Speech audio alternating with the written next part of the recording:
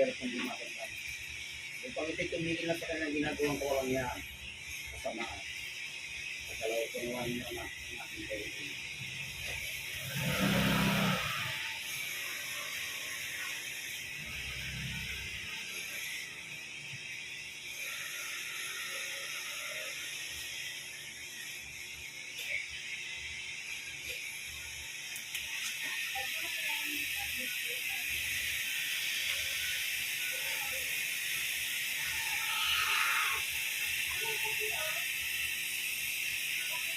Hindi. At ang espiritu gumambala sa lalaki ito. Lulubog kayo ngayon ng magaling-magaling.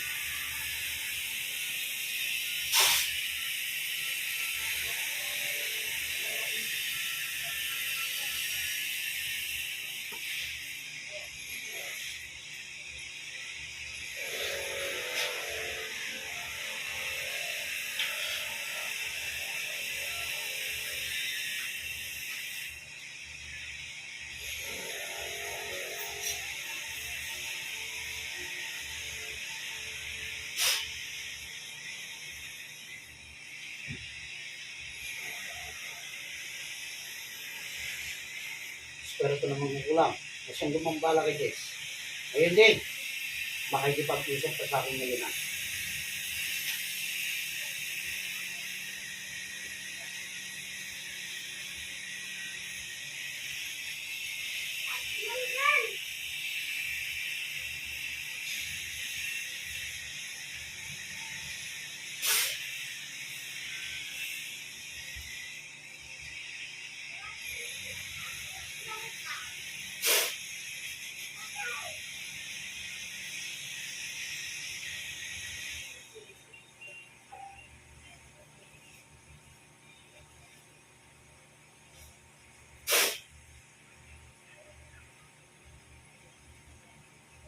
Oh, ay pag-usap.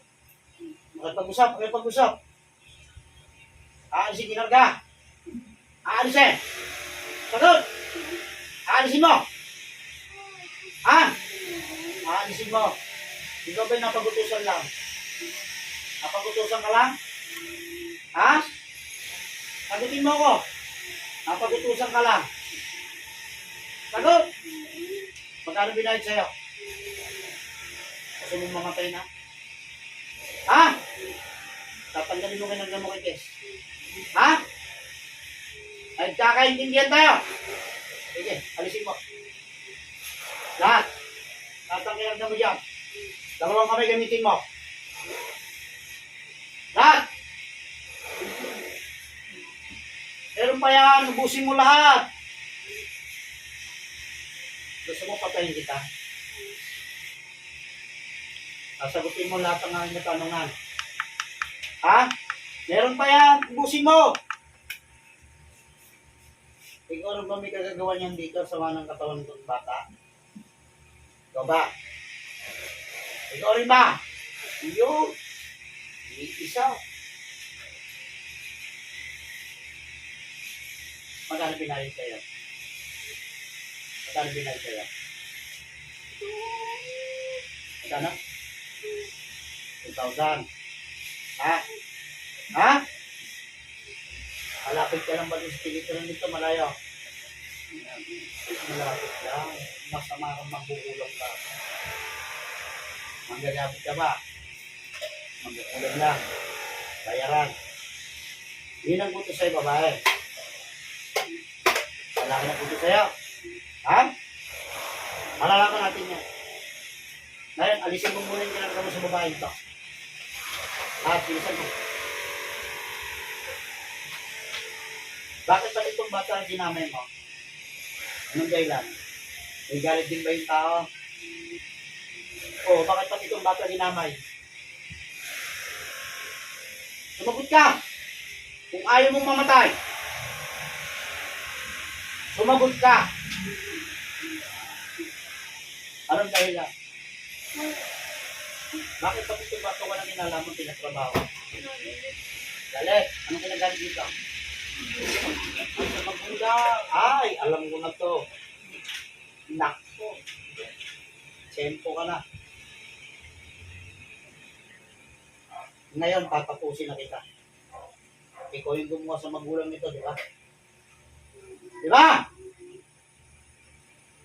Binigyan ka ng pagkakataon para mo. Kaya pala ginawa mo. Ha? Ha? Yun din ba nagutos sa'yo? Isang lalaki nagbutos sa'yo. Tinanggal mo na ba lahat?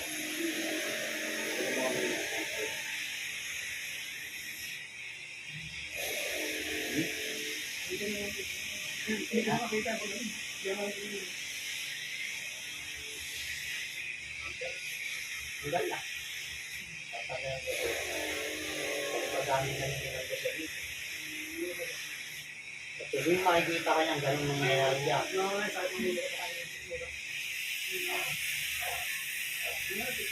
Yung nasa ulo niya, nalisin mo pa. Para makatulog niya na maayos. Gawin mo na.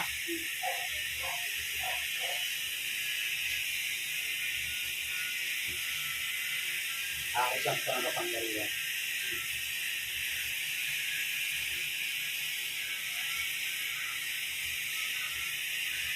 Baklas ang kapangyarihan ng taglay sa oras nito. Mula ulo mo ang talampakan. Sasabok sa kapangyarihan ng anak.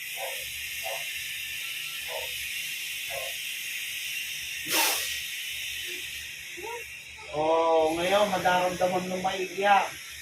Wala ka nang sakit. Ano? Hindi na ka na, no? Tanda lang ba, bata pa? Matandang manggulang, manggagawa. Ikaw pala nagbibigay sa walang yan sa lugar na yun. Ha? Mamamatay ka na ngayon. Siguro gawin ko sa'yo, hindi kita iiwan ng buhay. Nawawa mga taong benefit mo sa kita. Walang nga. Dapat kayo, pinaparot sa mahigin. Ano? Ha? Meron pa, tanggalin mo sa mata. Bilis! Bilis mo!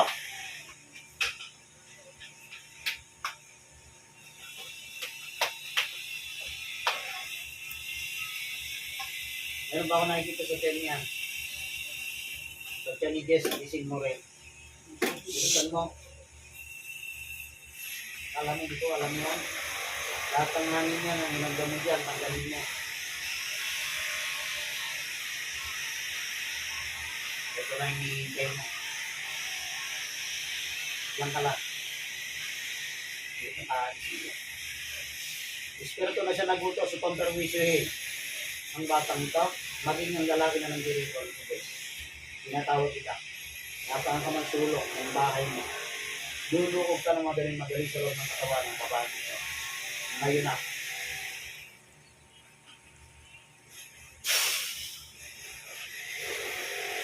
Stop tayo. Ano kinagalit mo kay Jess? Ha? Ingit ka? Ano kinagit mo?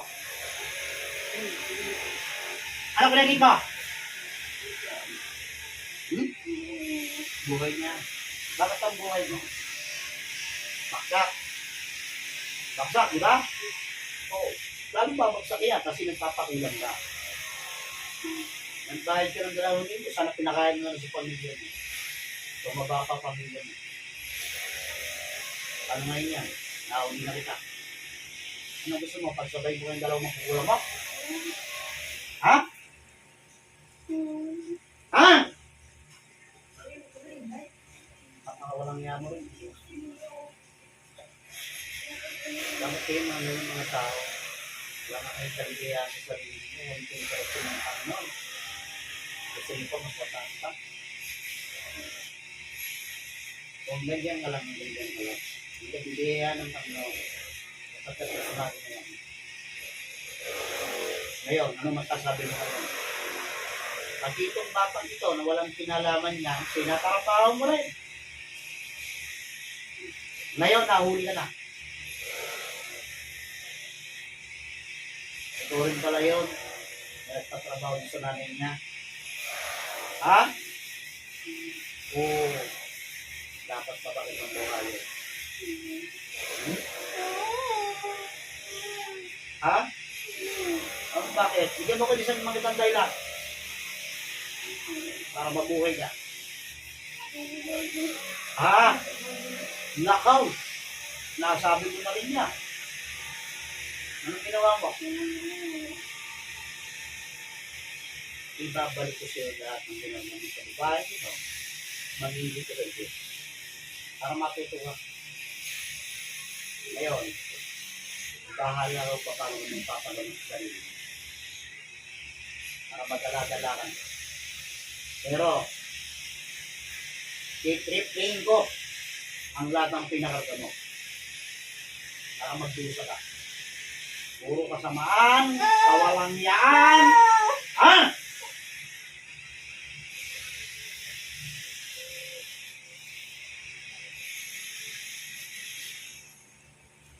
Ano masasabi mo ngayon dito? Sigalaw ko. So, sabi mo yung tao pinahirapan mo. So, sabi mo si Jess.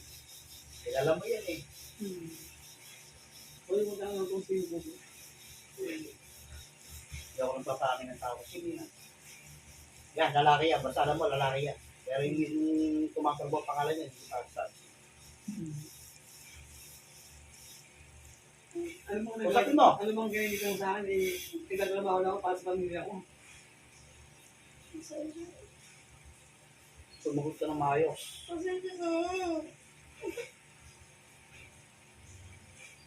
Tagal mo ako pinahirapan. Halos mag-isang taon na ano. Aba, matagal na pala. Kaya ako na nararamdaman eh. Pero ngayon ko na siya talagang ninihinda na parang hindi na tama yung nararamdaman ko sa katawan ko. Gusto mo pagsabay ko kayong dalawa ng magugulan mo. Yung pinabayaran mo. Hmm? Dati akala ko sakit ko lang yun. Inisip ko parang hindi na tama. Ano? Ano? Balik na ako Gusto sa'yo? Eh, tatapusin kita. Ngayon magsumamo ka para lumubag ang loob ko sa iyo. Papakawalang niya mo, sobra ka na. Okay? Bilisan mo, magsumamo ka na. Nanggigigil na ako sa iyo.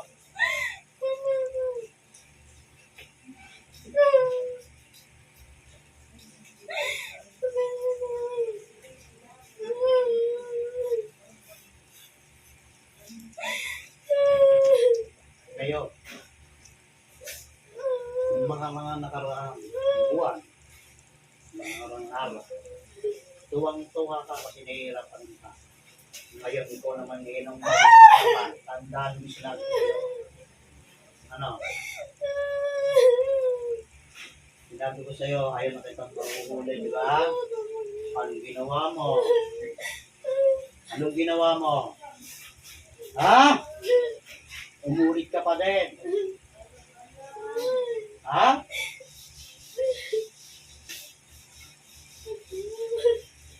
Binigyan kita ng pagkakataon para mabuhay mo. Pasasala. Ang sabi mo, hindi ka nang uuwi. Ngayon, eto ka na naman. Ano? Oo. Nakita mo na pamilya mo kaninang umaga, di ba? Ang anak mo. Oo. Huling kita mo na yon. Kaya magpaalam ka na. Tutuluyan na kita ngayon. Tandaan mo yung sinabi ko sa'yo. Ano? Wala pa rin kayong kadala-dala talaga, ano? Ha? Para matapos na at yung magkaroon ng kapayapaan doon sa lugar na yon. Ikaw pala. Marami ka pang naawi sa amin. Kaya pala. Ikaw pala, ha?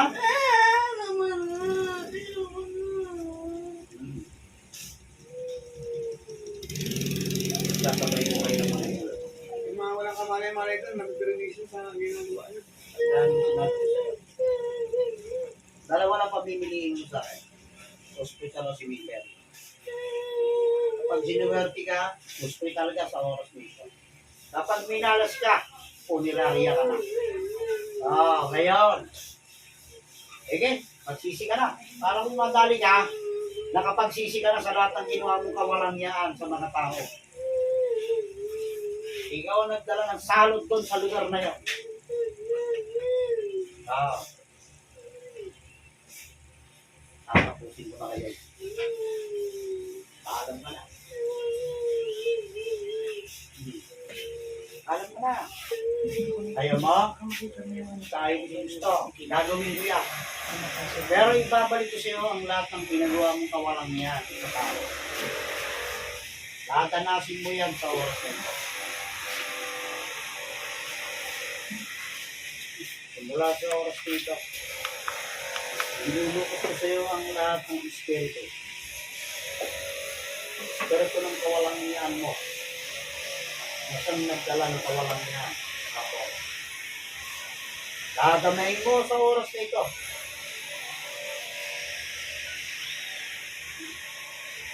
Ngayon na.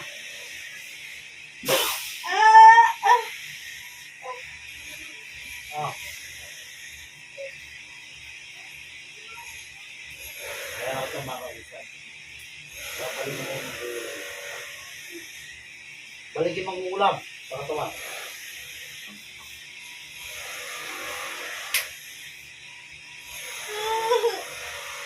Mahalap ka na. Dalawa kayong ngayon doon sigurado. Ha? Ano? Tapos na kawalang yan. So, nagdudulot ang salito sa lugar na yan. Ano? Napagsisi ka na ba? Oo, pwede na kita pagkahin. Tapos ka na. Sisi ka na? Okay. Pagpatay ko sa'yo, at hindi ka natalpon na ito para magsisi ka.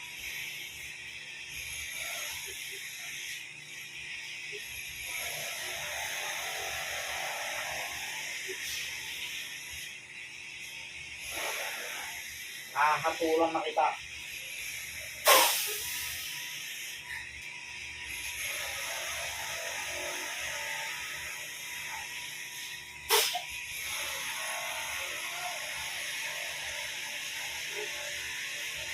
Subukin ko na ako. Natalin ko na sa iyo yan. Ang lahat ng kanila.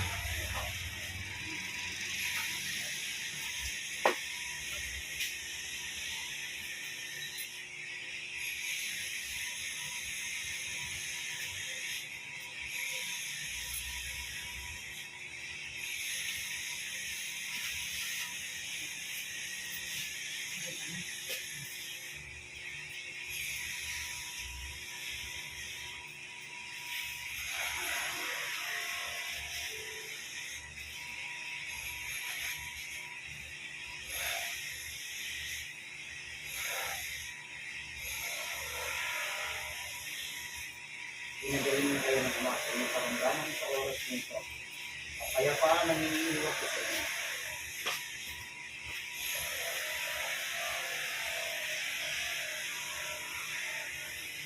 Babalik ko na. Ayan.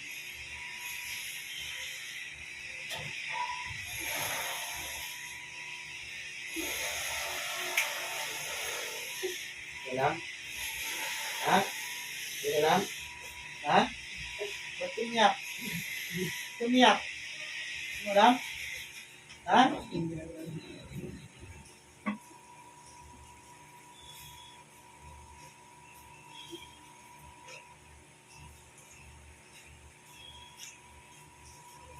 Ay mo.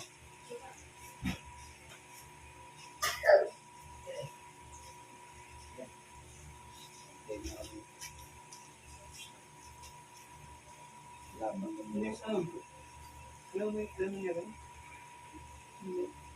Hindi niya pa alam. Yung gumawa sa iyo, hindi pa din yung gumawa sa nanay mo. Binigyan ko ng pagkakataon para mabuhay yan, kaya lang wala eh. Palas dun pala yung sa ano. Kaya sabi ko, pag kung iisa yan, malalaman ko rin yan. Ayun, iisa may gawa sa inyo. Yung parang nagbibigay sa inyo ng mga karamdaman doon sa lugar ninyo.